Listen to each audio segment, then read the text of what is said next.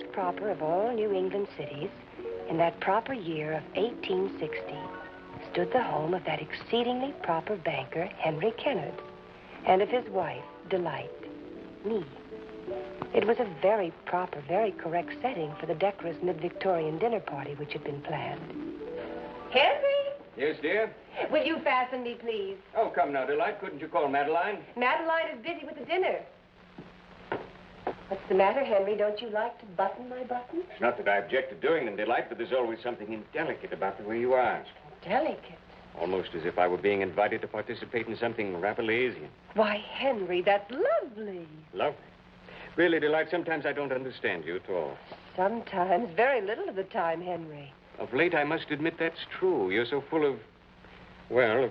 Impulses. Then you're not unaware of them yourself. Oh, but I'm young, Henry. And so are you. And it's spring. Yes, much too early, very unseasonable. Now, please hold still. Do you think I'm being overly sentimental, Henry? I do. Oh, dear, when you say I do, it gives me the most peculiar feeling. Peculiar? Like I was a board of directors or a committee of some kind. Nonsense. Or maybe it isn't that at all. Maybe it's because it reminds me of our wedding. Isn't that a little inconsistent? Well, I don't know why that is what you said, isn't it? I do. I'm sure I must have, but that was 2 years ago, so I'm a little hazy. So am I. It all happened so quickly, I didn't have time to think. Mm-hmm. But lately I have, Henry. Have what? Begun to think a little. I'm glad. I hope this corset isn't too tight. Last time it ruined my dinner. You're referring, I presume, to the Harrington banquet. I couldn't eat a bite. You proceeded to tell why across the length of the entire table. I'm sorry, Mrs. Harrington, but I can't swallow your lovely poulet au champignon unless I loosen my stays. I do disturb you sometimes, don't I, Henry? You can be very disconcerting. Don't you ever have an urge to let go, Henry? Let go? Of what? No, I guess you don't. You better finish dressing. I'll be only a few moments. Henry? Yes, dear? What time did you say we'd expect them? 8 o'clock. And I'm sure Mr. and Mrs. Murdoch are very punctual people. Are they important people? Very. Mr. Murdoch is a railroad man. What is a railroad man, Henry? A railroad man, my dear? A man who builds railroads. Steam cars to compete with the boats between here and Buffalo. Railroad man is a man of courage and quick decisions. Daring, vision, and influence. My goodness, all that? Mr. Murdoch has a plan for making use of the old Ohio Road and linking our cities together from Toledo to Erie, even on to Buffalo. Oh, that's nice. It's more than nice, dear. It's a colossal undertaking. Has Mr. Murdoch a beard? No, Mr. Murdoch does not. Mr. Murdoch is still a very young man. But, Henry, you're only 35 years old and you have a beard. Well, I'm a banker. Bankers wear beards. Henry. Yes, dear? I'll be very careful tonight not to say anything to displease you. Thank you, my dear. That's extremely important tonight of all nights. What depends on it? What do you mean? Well, something always depends on my being careful not to say the wrong thing. What is it tonight? The fact is that I hope to have our bank finance Mr. Murdoch's railroad. Oh, are you going to? And I said I hoped. But above all, I wish to gain the vote and influence of Mr. Murdoch for Mr. Lincoln. Even more than you wish to finance his railroad. I do. Oh, dear, there's that I do again. Very, very disconcerting. I don't see why. Perhaps it's because I'm beginning to let things bother me, Henry. What sort of things? Lots of things. Why we don't share the same room like other people, for instance. What other people? Other married people. Our friends. You mean you've been discussing this with all our friends? Oh, no, Henry, not all of them. The reason I decided we must have separate rooms was so that my morning exercises wouldn't wake you up. Oh, but they do anyway. Do they? I'm always very quiet. Why don't you sit down? Must you walk back and forth? A lady can be told by her carriage. A lady can be told by her figure. Not fat, not thin, but rounded. You have nothing to worry about.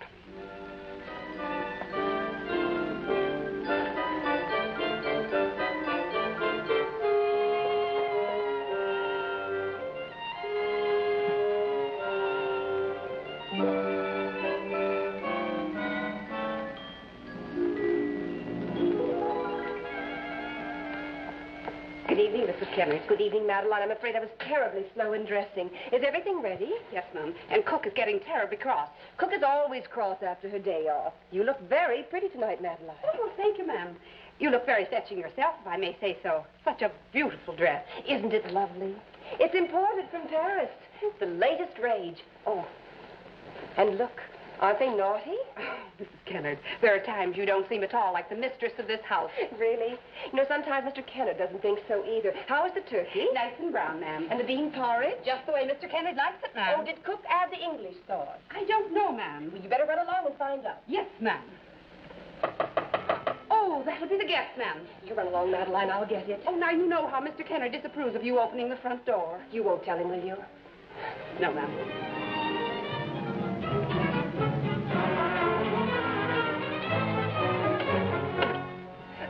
Good evening. Good evening. Please come in. Thank you. It's very good to see you both. Well, Mr. Kennard's daughter? I am Mr. Kennard's wife. Oh, please forgive me. I'm Murdoch. May I present Mrs. Murdoch? How do you do? My dear. Please take off your wrap and go into the parlor. I'm so glad you could come. Well, it was so nice of your husband to ask us. Oh, Oh, I'm sorry. You'll have to excuse him, my dear. My husband hardly knows his own strength.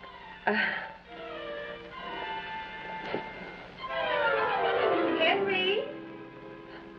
Henry? Are you by any chance calling for help? I was letting my husband know you're here. Fans are very flirtatious. Did you know that? I don't know what I know. What have you done to your lips? Oh, I tinted them with geranium petals Really? Why? to look prettier. Oh, come now. You? Oh, Tell me. Do they taste?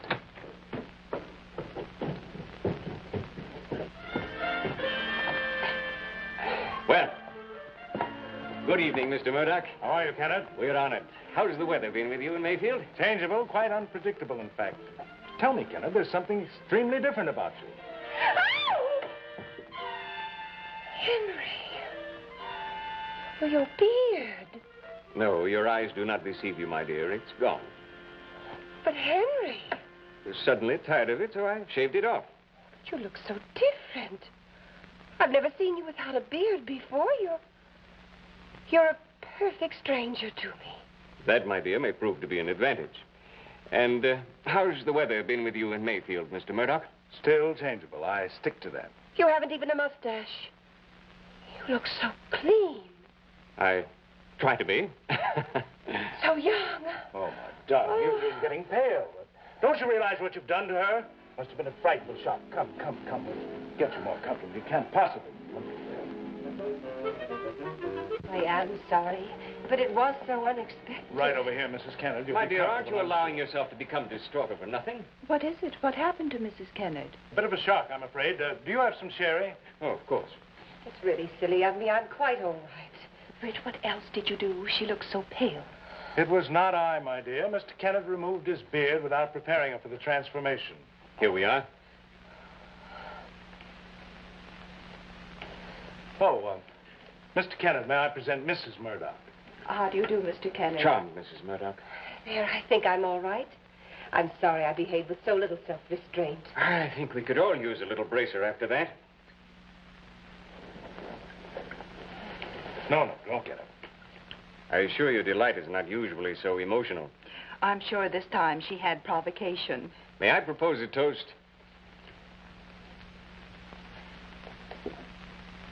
To the next President of the United States, Mr. Abraham Lincoln. Lincoln? I'm afraid I'll just have to pass on those sentiments until I'm sure he's the right man. You mean there's a doubt? Well, now, please, can't we change the subject? Yes, with pleasure. Kennard, are you aware that you have a most beautiful wife and that she tints her lips with the juice of geranium flowers? Really? Oh, well, that's quite enough, thank you. That's unheard of. But she told me. It's true, Henry. I did tint my mouth. Well, I hardly know what to say. Well, I knew that Mr. and Mrs. Murdoch were important to you, and, well, that you wanted everything to be our best. The turkey, the apple dumplings, everything. So I just brightened up my mouth a bit. I simply cannot conceive of such a thing being important to you. Oh, it isn't important. It was just incidental, like Well, like having the curtains washed or the decanter polished. I hardly think it was necessary. Oh, but it was necessary, because I know that you want to finance Mr. Murdoch's railroad so that he and his nice friends can vote for Mr. Lincoln. Delight, how could... Dinner is served.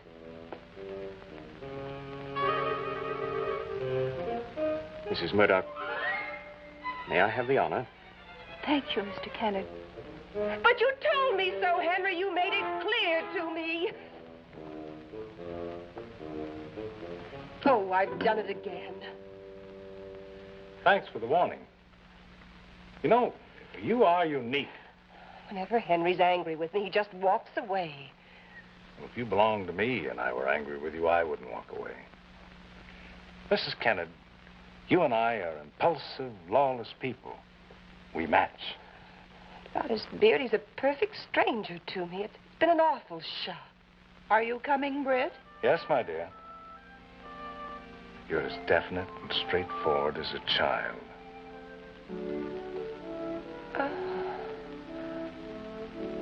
I am? And cruel, too. Don't you realize what such candor can do to people? I'm too upset to think my father's is all damp.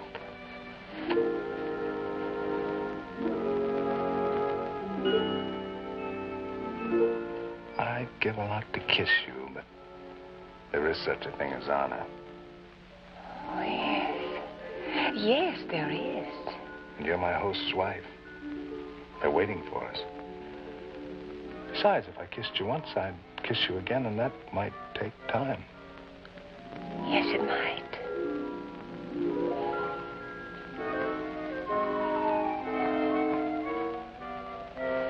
Mrs. Kennard. Mrs. Kennard. May I have the honor?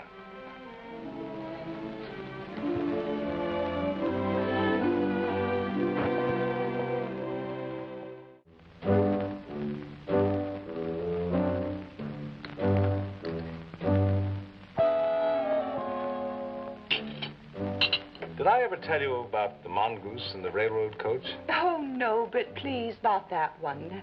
I always laugh at my husband's old jokes, but sometimes he does go a bit too far back. Well, in that case, I'll switch from the ridiculous to the sublime and compliment Mrs. Kennard on a most delicious meal. It's beautiful. I'll convey your sentiments to the cook. She'll be very pleased. My only complaint could be that your husband served too much Mr. Lincoln with each course. The present crisis is no such thing as too much of Mr. Lincoln. He's too raw, awkward, and unschooled. But a master of men? This country does not want a master of men. This country does not want slavery. Part of it does. Do you? I do not, sir. Now, Henry, remember your dyspepsia. Would you care to see the new Italian chest Henry brought from Boston? Oh, I'd love to. I have one myself, but I'm sure yours is much nicer. Would you gentlemen excuse us, please? Indeed. And remember, no politics. Very well, my dear. No politics.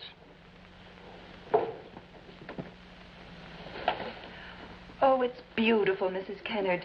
Such delicate design. I got it in Paris as part of my trousseau. How your husband must have adored it. Oh, I've never worn it. I've never dared. It's so sort of scandalous, don't you think? Well, perhaps so, but why not? It rather suits you, like this boudoir. Such unique taste. Henry says I have a touch of the pagan in me, but I hate anything gloomy. I love things bright. I like parties and people and... You should have children, Mrs. Kennard. A whole house full. Oh, I've often thought about it and hoped. But Henry... Do you have children, Mrs. Murdoch? Oh, no. Only Mr. Murdoch. And sometimes he can be quite juvenile. But surely you've wanted children. Oh, yes. I've always wanted a girl. Although a boy would be nice, too. Or even both. Doesn't Mr. Kennard share your hopes? Well, I don't really know. I've never asked him. Never asked? But, my dear, the most important thing in life. Yes, I know. But you see, our marriage is rather formal. He's just never discussed it. Well, then make him discuss it, my dear. Make him. Nobody can make me do anything against my will. That, Mr. Murdoch, is something in which I pride myself. An admirable quality. Important quality in a banker, Mr. Murdoch. A man who's entrusted with other people's money, other people's property, should not be susceptible to undue influence. He must be above suspicion and above reproach. I believe that it's this respect for integrity that's attracted me so strongly to Mr. Lincoln. You seem to have a high regard for tenacity also. I beg your pardon? Continually return to this rail splitter from Illinois. Mr. Lincoln has insight and courage. He came up from the meanest poverty, from a rugged frontier, it's true. Mr. Lincoln has proved himself to be a greater type of man. Than whom? Than Douglas. I tell you, Mr. Lincoln is not in this fight for himself.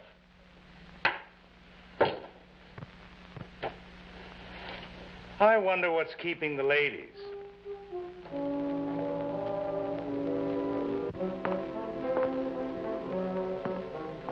I see that you give me no alternative but to explain. Explain? Mr. Murdoch, what my wife told you before supper was the truth. My bank does wish to finance your railroad, and not as a favor to you. Thank you. We go after business. It's good, legitimate business. In this case, revolutionary business, but we believe in the future of our country. Well, I'm very glad to hear that. However, you and I can come to an agreement on business downtown in my office.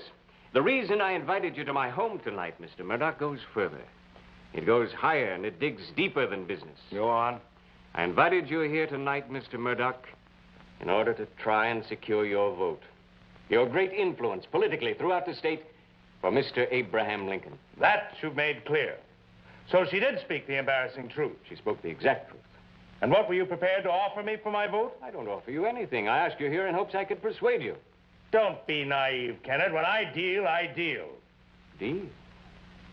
Do you mean that you'd be unscrupulous enough to bargain with your country's future? Don't be childish, Kenneth. You allowed yourself to become a Lincoln fanatic. I've had enough of this. Margaret? Margaret, Yes, Fred? please come down immediately. And pray ask Mrs. Kenneth to come with you. I'd like to say goodnight. We're leaving. Oh, but Britt, we just finished supper. Of that, I'm extremely grateful. Please get your cloak. But why must you leave? The evening's just begun. I'm We haven't sorry. even had time to look at the chest. I'm sorry, Mrs. Kenneth, but I came here in good faith to have supper with friends, and I find myself in the midst of a conspiracy. Henry, politics, and you promised. I'm sorry, Delight, but You do my husband an injustice, Mr. Murdoch. I think not. I think so. He is too honest to conspire. He tries to reason. He believes so deeply in Mr. Lincoln himself, he cannot understand how others cannot believe. But I am not too honest to conspire, Mr. Murdoch. And neither are you. That's true. I'm a man of my word. I believe you are. What we want from you tonight is the promise of your vote for Mr. Lincoln. You will see that we value our country above money. Do you? I have my own scale of values. Well, Margaret, this must be very painful to you. Please put on your cloak and join me in the carriage. But Mrs. Murdoch wants to see the new Italian chest. She does? Yes. Where is it? In the spare bedroom at the end of the hall. Very well, Margaret. Go up and see it.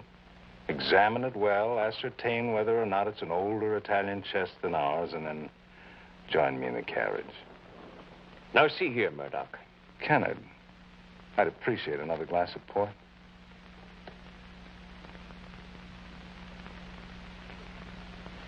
Very well.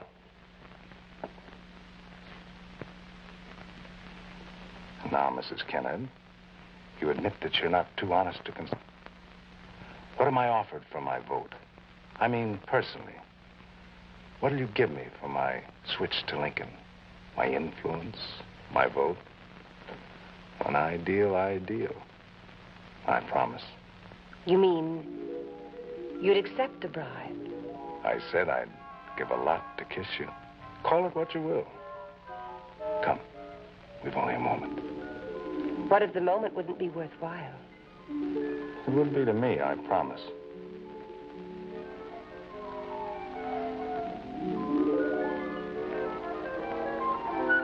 Geranium petals. else.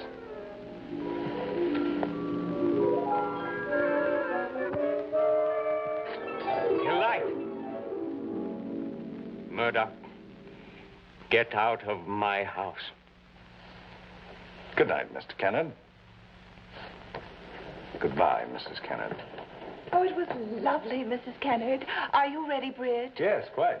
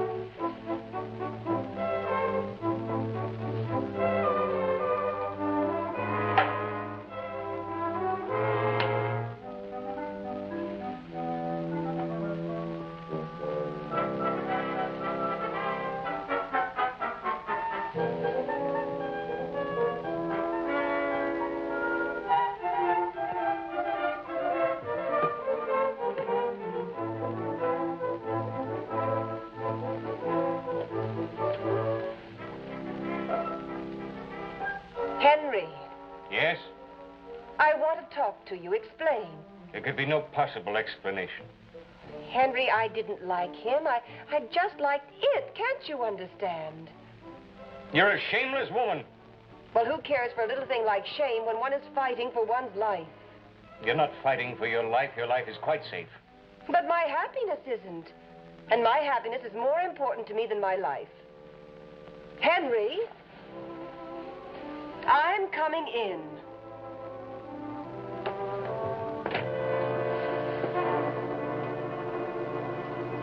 It wasn't the man, Henry. It was the... I was thinking of you. A moment like that, I keep seeing you abandoned to him. The sight seared my eyeballs. You cared. What am I made of, Flint? Of course I cared. I was sick with fury, envy, and longing. Longing? Yes. But I've always been bound by my own will. I've never abandoned myself as he was shameless enough to do. I've been honest and upright. Oh, but Henry, it would be right for you. It would be upright and honest if you really loved me. Not pleasantly, but terribly as I do you. Like not bearing to be apart, pushing the clock ahead when you're gone to make it hurry. I even love the pillars outside your bank, Henry. I'd steal for you. I'd lie. Of course I kissed him. I'd do anything for you, Henry, anything. Now. Don't cry, darling. I love you, too. Desperately. You've been a treasure. Too delicate to touch. Something to set up on a shelf and admire. To cherish. Keep safe from harm. To look at. Not to touch. I love you more than anything in the world or out of it. And I revere you, too. But I don't want to be revered. I want to be kissed. Not like him, not for Mr. Lincoln, but like you and me.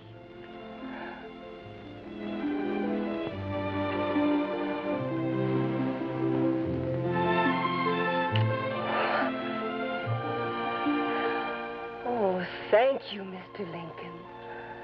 Thank you.